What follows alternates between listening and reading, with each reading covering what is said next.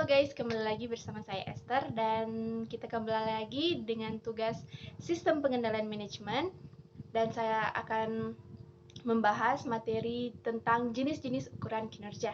Jadi langsung saja.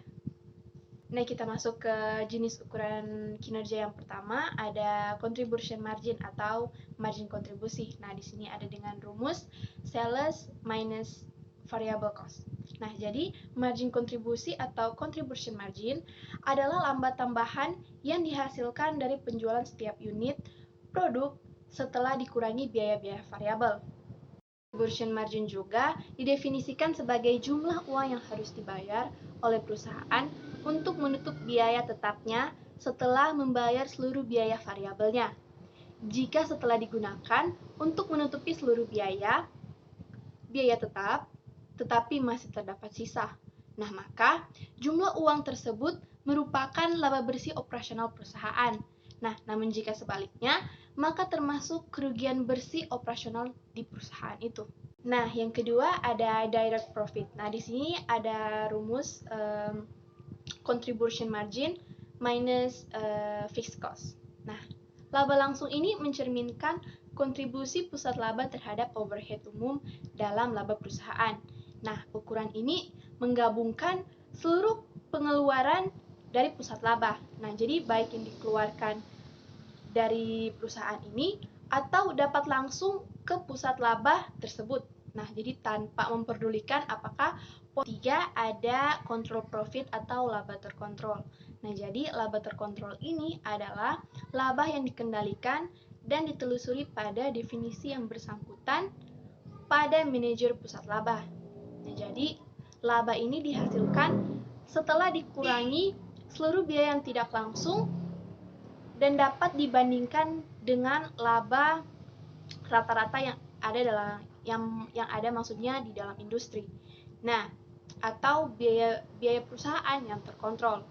Nah, pengeluaran kantor pusat dapat dikendalikan atau maksudnya dapat dikategorikan menjadi dua, yaitu pertama dapat dikendalikan dan yang kedua tidak dapat dikendalikan.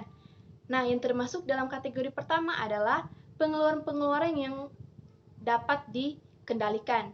Nah, pada paling tidak juga pada tingkat tertentu dan juga oleh manajer unit bisnis. Dan keempat, ada income before taxes atau pendapatan sebelum pajak.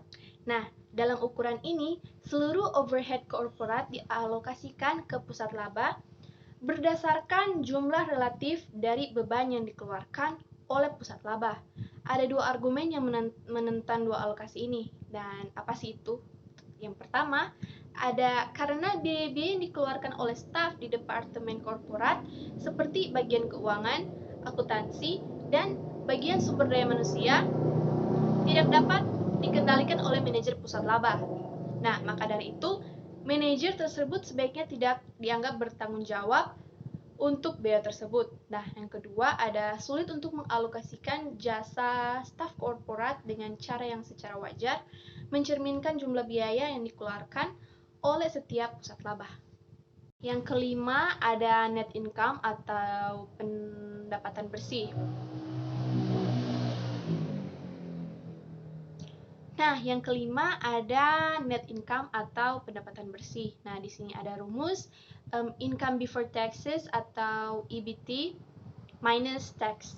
Nah, jadi pendapatan bersih atau juga sering biasa disebut sebagai laba bersih adalah pendapatan suatu organisasi yang dikurangi harga pokok penjualan, pengeluaran, bunga, dan pajak.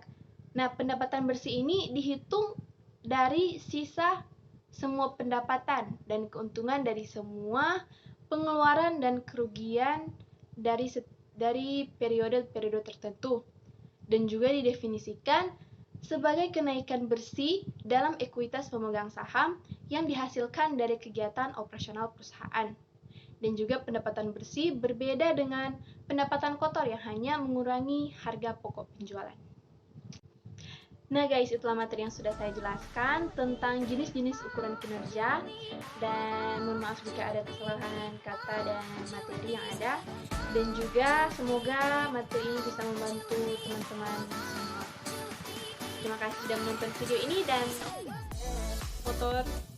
Terima kasih sudah menonton video ini dan sampai jumpa di tugas-tugas selanjutnya. Bye bye.